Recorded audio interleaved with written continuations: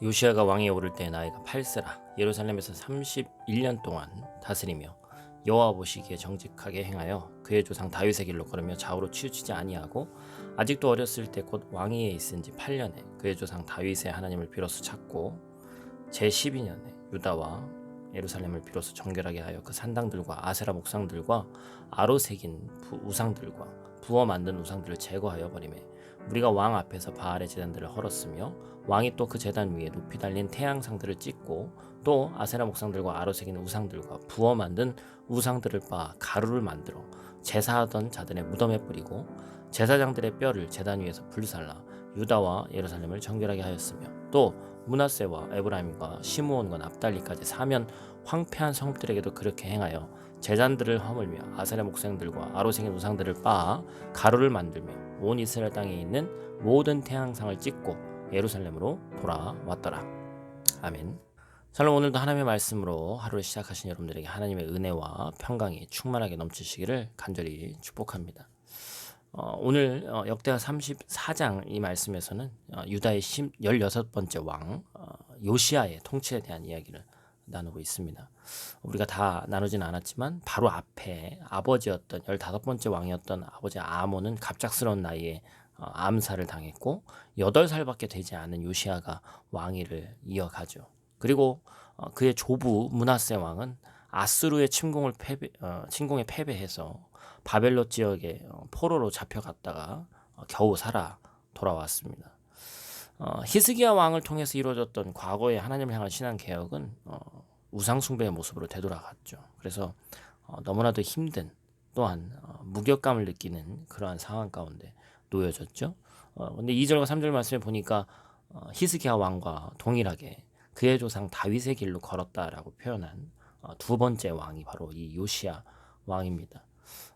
왕이 된 지 8년이 지나서 16살이 되었을 때 하나님을 비로소 찾았다고 얘기하고 있고, 그로 또 4년이 지났을 때 성경은 요시야 왕이 한 일에 대해서 뭐라고 얘기하고 있습니까? 우상을 제거해 나가고, 그리고 여러 가지 또 태양상이나 막 그런 것들을 다 찍어 버리고 일종의 종교 개혁을 또 요시야가 하게 된 것이죠.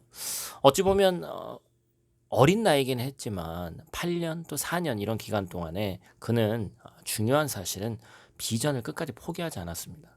시간이 걸려도 또한 아직 어린 나이일지라도 하나님께 나라를 바로 세우기를 원하는 그것을 내려놓지 않았다는 것이죠. 젊은이에게 가장 부족한 것이 뭘까요?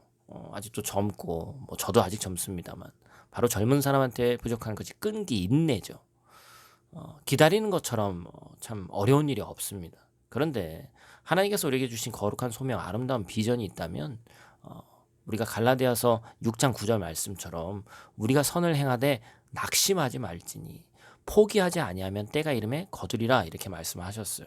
우리가 포기하지 않기를 간절히 축복합니다. 요시야는 계속해서 어찌 보면 종교 개혁에 우선순위를 두고 일을 했죠.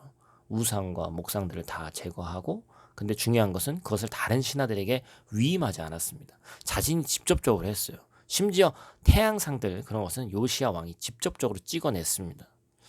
아마도 백성들 가운데는 또 오랜 기간 몇십 년 동안 자신들이 섬기고 있던 어떤 그런 태양상이라든지 우상들에 대해서 저것이 없어지면 안 좋은 일이 일어나지 않을까 걱정하는 일들도 있었을 거예요. 그래서 요시야 왕이 왕자에 앉아서 명령만 하지 않았습니다. 백성들이 우상의 제단과 형상을 깨뜨릴 수 있도록 본인이 앞장섰고 백성들이 따라 나서게 했다는 것이죠. 온 이스라엘 땅 구석구석에 요시야 왕 안에 두신 하나님의 열정과 확신이 온 국민에게도 심긴 것이죠. 신앙의 개혁은 누가 대신해 줄 수 없습니다. 신앙생활 자체를 누가 대신해 줄 수 있는 것이 아니죠. 하나님께서 바로 그 사람에게 맡기신 사명이며 소원이 있는 거예요. 예전에도 장사하는 분들에게도 들어보면 중요한 일은 사장이, 오너가 직접 해야 된다. 가게가 번창해도 주인이 여전히 자리를 지켜야 된다. 그런 얘기를 저도 들었던 기억이 있어요. 요시야가 다스리는 유다도 거대한 조직이 있는 국가입니다.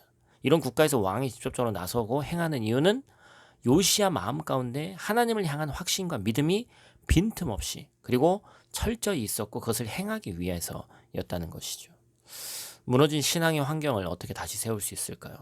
요시야 왕을 통해서 하나님께서 지금도 이 시대에도 어떻게 우리의 신앙을 다시 세워야 할지를 가르쳐주고 계십니다.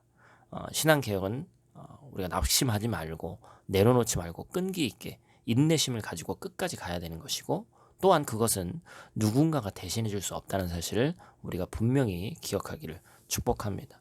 함께 가는 사람이 없더라도 멈추지 않고 소명의 길로 가서 반드시 승리하는 저 여러분들 되시기를 간절히 축복합니다. 기도하겠습니다. 하나님 감사합니다. 오늘도 우리에게 말씀을 주셨고, 이 말씀을 통해서 우리의 지치고 때로는 넘어지고 싶은 그러한 마음들을 다시 세울 수 있는 마음 허락하심에 감사를 드립니다. 하나님, 저희들 더욱더 인내심을 가지고 더욱더 하나님을 쫓으며 앙망하며 더욱더 열심으로 나아가고 싶지만 삶의 환경이 또한 마음이 그렇지 못할 때가 많이 있었음을 이 시간 고백하며 나아갑니다.